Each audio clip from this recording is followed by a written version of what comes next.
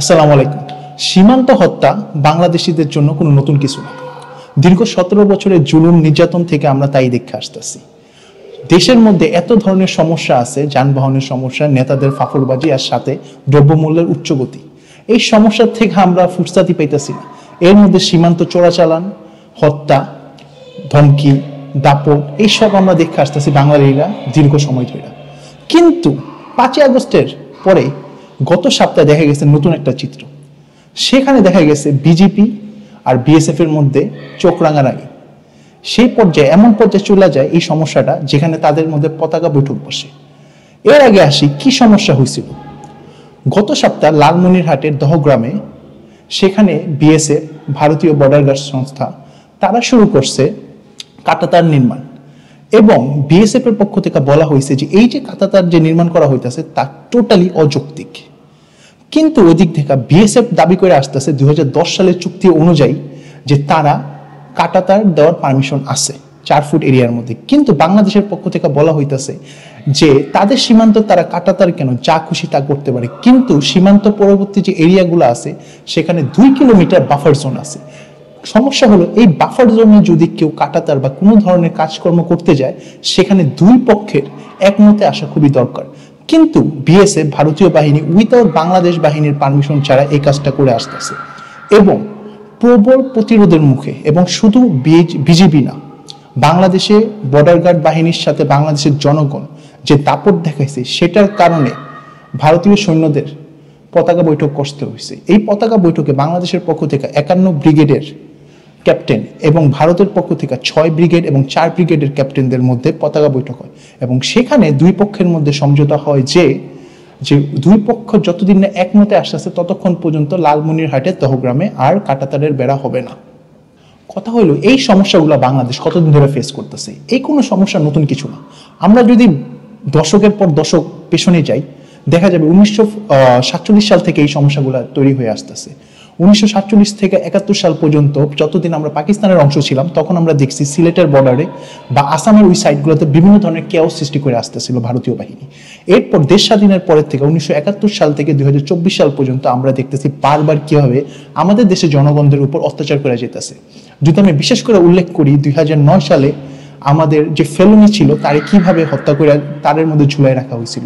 এছাড়াও যদি আমি আপনাদের বলি, একটা জিনিস আমাদের মনে রাখতে হবে যে বাংলাদেশ আর ভারতের যে বর্ডার আছে সেটা হলো 4996, যেটা কিনা পৃথিবীর সবচেয়ে বৃহত্তম বর্ডারের মধ্যে অন্যতম আছে, যার র্যাঙ্ক আমরা ধরতে পারি 5 নম্বরে। অন্যদিকে যদি আরো কিছু আমরা কথা বলি, এরকম না যে বাংলাদেশের বাহিনীর পক্ষ থেকে কখনো রিটালিয়েশন করা হয়নি।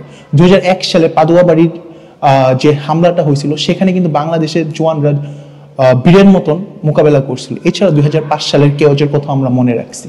কিন্তু এই সিনগুলো চেঞ্জ হয়ে যায় যখন 2009 সালে ফেসিস্ট গভর্নমেন্ট আসে, এবং তাই ফেসিস্ট গভর্নমেন্ট যখন ভারতীয় বাহিনীর কাছে তাদের মাথা বিক্রি করে দেয়। আমি যদি একটু ফ্যাক্ট দেখি, তো ফ্যাক্টে আপনি দেখতে পাচ্ছি 2000 সাল থেকে 2019 সাল পর্যন্ত 1000-এর অধিক বাংলাদেশি হত্যা করছে। এবং এটা আমার কোনো বাণী না, এটা আসছে হিউম্যান রাইটসের পক্ষ থেকে।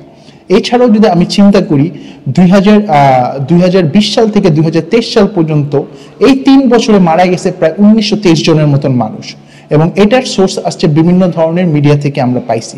তা আমরা যদি একবার চিন্তা করি, 2000 সাল থেকে 2019 সাল পর্যন্ত যেখানে 1000 মানুষ মারা গেছে, এবং 2020 সাল থেকে 2023 সালে তার সংখ্যা ডাবলের উপর ডাবল হয়েছে।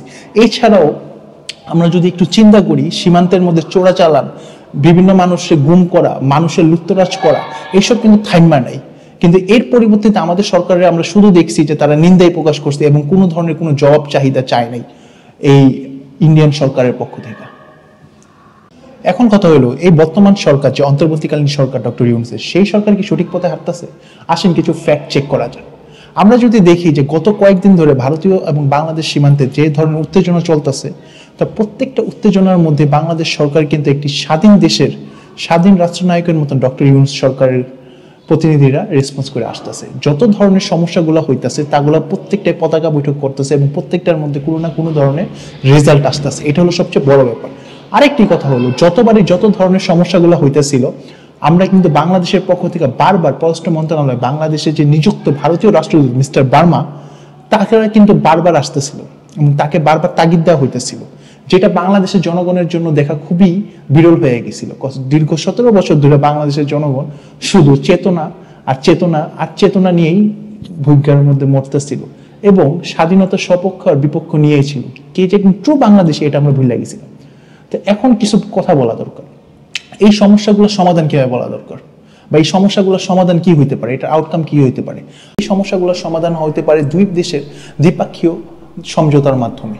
আমি মনে করি ইউনূস সরকারের পক্ষ থেকে হাই প্রতিনিধির দল পাঠানো দরকার দিল্লিতে, এবং সেখানে নরেন্দ্র মোদী সরকার বা বিজেপি সরকারের যারা এই নীতি নির্ধারণ পদে আছে তাদের সাথে আলাপ আলোচনা করা দরকার।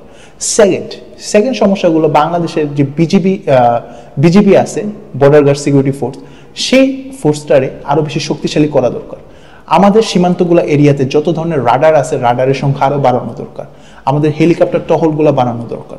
নিরাপত্তা যেন পর্যাপ্ত পরিমাণ এবং আমাদের বাজেটের যে অংশটুকু আমরা মিলিটারি হার্ডওয়্যারের ক্ষেত্রে বা মিলিটারি সাপ্লিমেন্ট কেনার ক্ষেত্রে যে ব্যয় করি তার সংখ্যা বৃদ্ধি করানো দরকার। এবং থার্ড, দেশের জনগণের এবং ইয়াং সমাজের মধ্যে এই ধরনের সতর্কমূলক বার্তা দেওয়া দরকার এবং স্কুল কলেজ থেকেই তা শুরু করা হয়।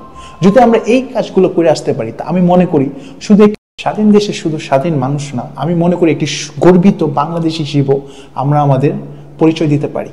তো এই জিনিসগুলা আমাদের কাজ করা দরকার। এবং পরিশেষে একটা কথা বলা দরকার, যুদ্ধ কোনো দেশের জন্যই কাম্য না, কিন্তু যখন আপনার নেইবারিং কান্ট্রি যখন আপনার উপর দাদাগিরি করে তখন কিন্তু আমাদের উপর তা ফরজ হয়ে যায়। এবং একটা জিনিস মনে রাখতে হবে, আমরা বাংলাদেশি, আমরা মুসলমান। আমাদের দমায়া পাকিস্তানিরা রাখতে পারে নাই, আমাদের দমায়া ব্রিটিশরা রাখতে পারে নাই, আমাদের দমায় কোনো ধরনের কোনো সাম্রাজ্যবাদ দমায় রাখতে পারে নাই। আশা করি যারা বুঝার তারা বুঝছে। আল্লাহ।